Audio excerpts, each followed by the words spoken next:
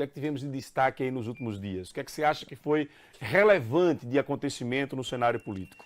Olha, entre os fatos relevantes, Narciso, consta a fala do senador Rogério Carvalho no Senado, né, fazendo uma denúncia em relação às instituições aqui no estado de Sergipe, que a gente reverberou de certa forma também pelo Política de Fato. Falamos sobre movimentação no município de Nossa Senhora das Dores, Narciso. Lá, município de Dores, onde nós temos 3 forças atualmente, sendo 2 de oposição da mesma família contra o atual prefeito, o Mário da Clínica.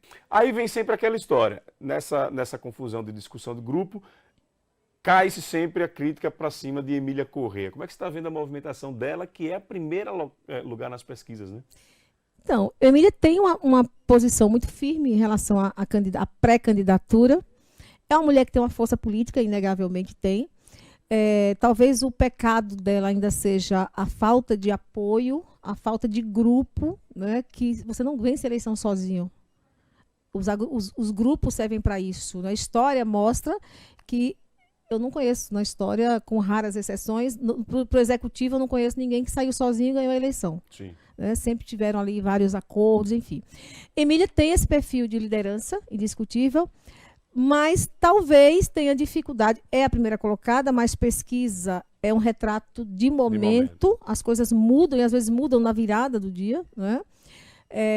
E provavelmente ela tenha dificuldade se não houver algo assim muito bem construído, muito bem fundamental, sabe? Aquela coisa da estrutura bem feita.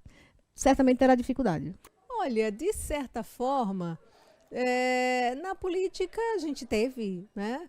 Quer dizer, não vamos dizer assim, na política a coisa ainda está começando a esquentar. Isso. Né? Ainda está naquele mesmo ritmo, e aí as discussões dentro do agrupamento do governo e o governador tendo toda a paciência do mundo de reuniões, né, para que o grupo aí procure se entender, mas está caminhando para a história de um grupo não dividido, mas com candidaturas, né, não única, que é o que se gostaria. Então ainda ficou só um tititi em torno disso, né? Mas assim, uma certa calmaria, né? Ainda de começo de ano, com essa história de dizer que depois do carnaval as coisas, parece que agora vai ser depois da Páscoa, daqui a pouco é o São João, e aí vai e a turma está conversando. Mas os casos internos de governo envolvendo violência doméstica, isso foi uma coisa que exigiu, e você estava lá. Sim, né, quando, né, pegou, a gente estava com o caso anterior, né, do Overlan. Que teve novidade, você viu hoje de manhã nessa revelação. Sim. O Overlan não foi exonerado, né? Pois é. Foi afastado. A primeira notícia veio, não houve, digamos assim,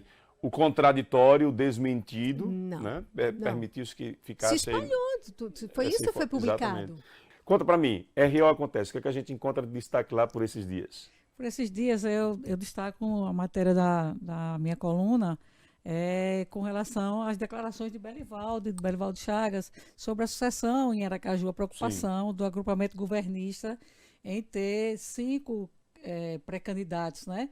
Ele faz uma análise assim, que quando ele foi governador tinham 5 nomes, mas nenhum nome lançado, né? Em 2022, quando ele estava conduzindo o processo eleitoral de 2022, né? Que funilou e acabou com Fábio Mitidieri, né? Mas não houve nenhum pré-lançamento de campanha, né? E nessa eleição, tá vendo, já tem 2 candidatos lançados, pré-lançados, né?